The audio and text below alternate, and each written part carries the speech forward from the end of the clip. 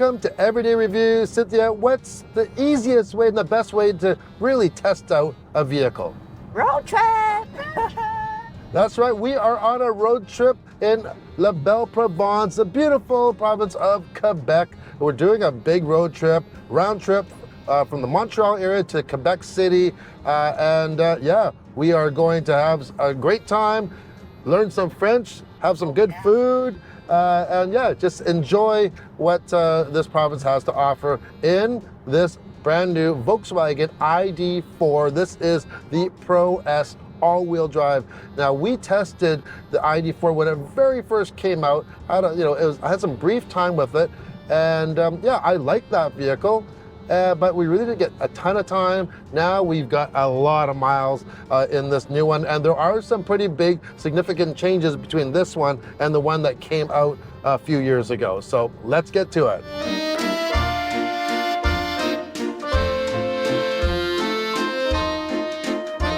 Before we get into some of our real world numbers, let's just tell you a little bit more about the ID4 if you didn't know. Well, it's Volkswagen's electric SUV, 5 passengers, lots of cargo room. Now, compared to our Ioniq 5, I think, I don't know, like it seems like it packed in the luggage a little bit better. I don't know.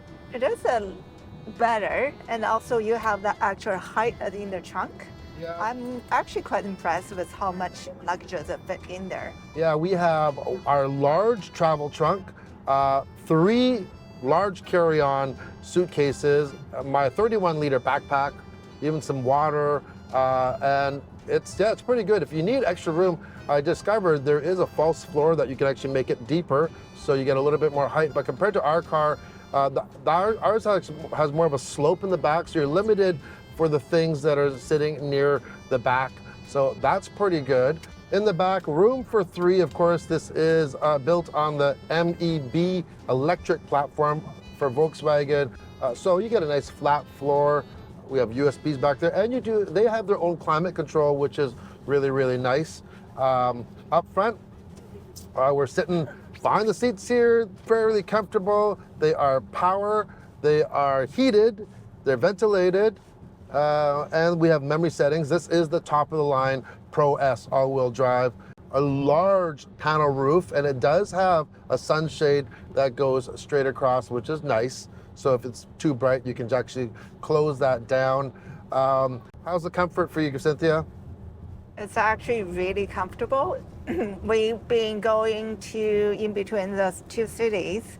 I get one way is almost just under 300 kilometers. Yep.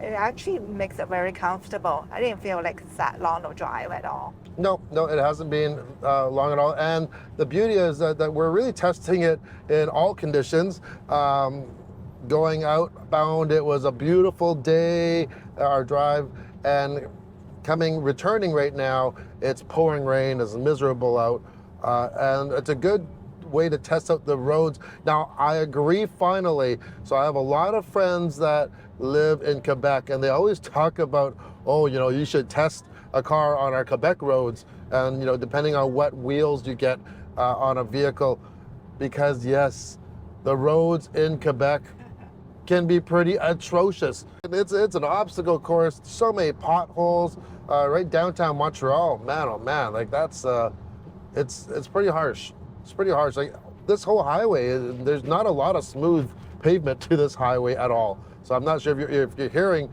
all the sound. These aren't like concrete lines for expansion. These are just cracks and everything in the road. Remember though, Quebec, they have longer winters than we do on the West Coast, and the winter does create havoc for road.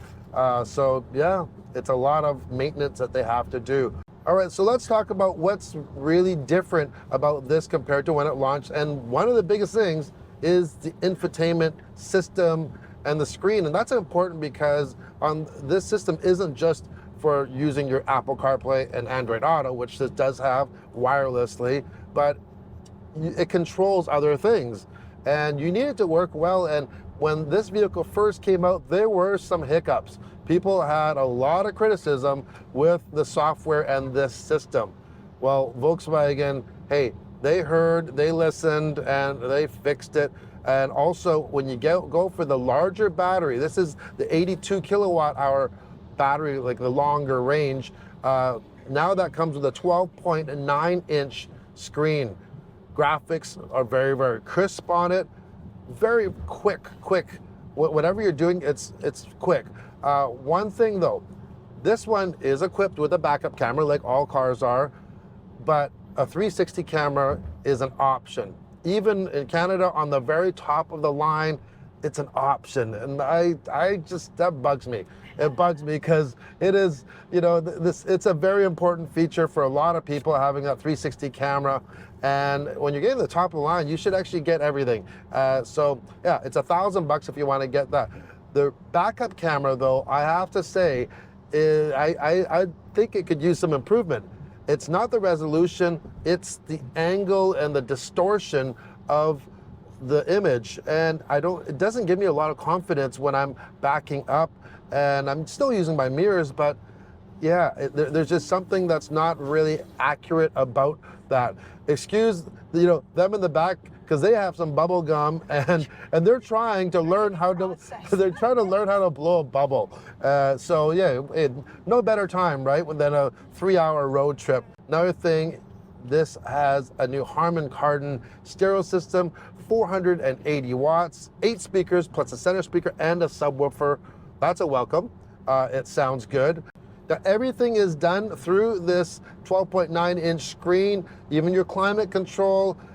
So what they've done though, they've made a permanent dock on the bottom, which has a lot of your recently used or the most used climate controls there. You have some sliders, okay, for your heat and your temperature controls and your volume. Still wish they had a volume button, but I am getting used to this system for sure.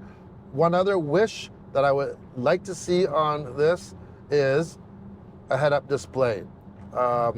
Once again, that is available in some other markets, but not in Canada. So we do have the display right through the steering wheel, which is decent. All the information is there, it's easy to use, but I still find that you are looking down a little bit. With a head-up display, you'd have everything right there, and it'd be nice to have that option. I agree with the infotainment system. So because of everything's in there, easy to use, it keeps the front dash super nice and clean. And then this middle console is very unique. It has a little bridge design on seat. So your 2 cup holders, the middle, and then you have the spot to put everything, small items.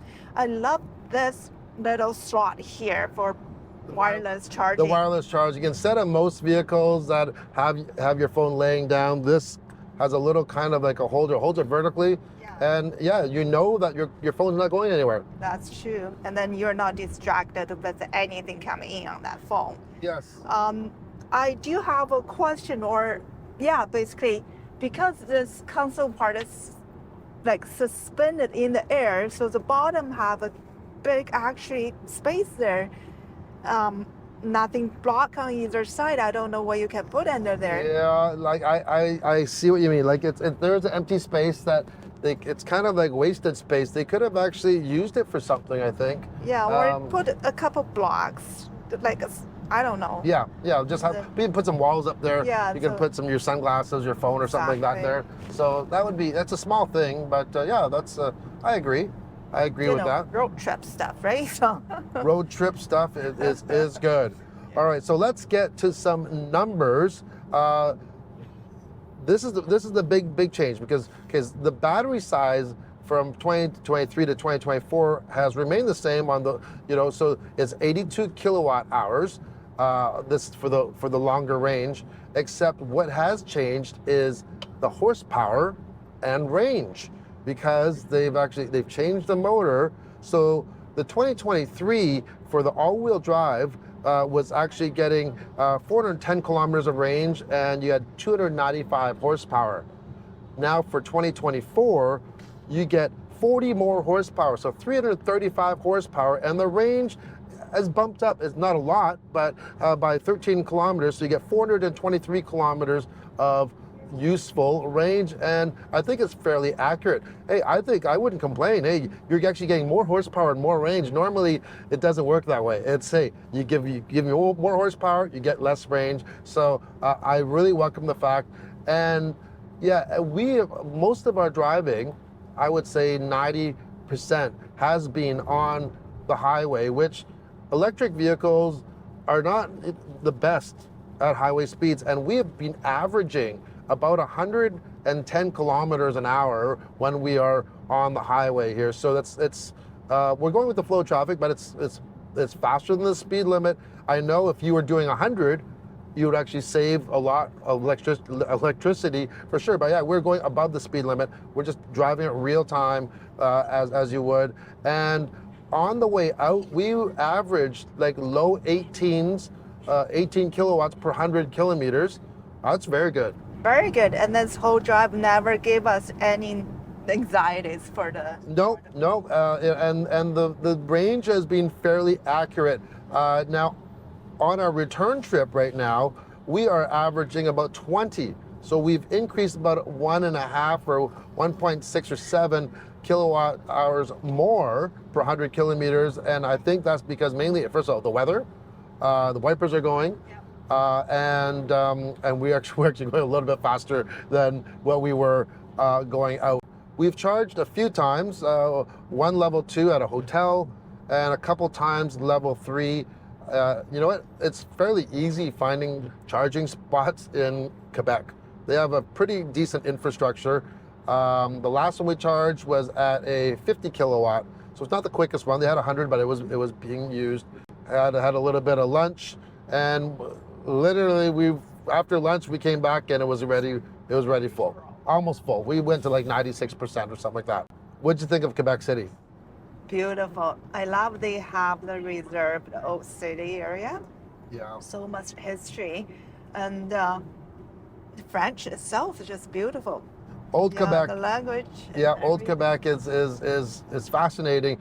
You know, I've traveled quite a bit, and you know, even within Europe, I would say seriously, you know, you go to Old Quebec and it feels more European than some actual European cities.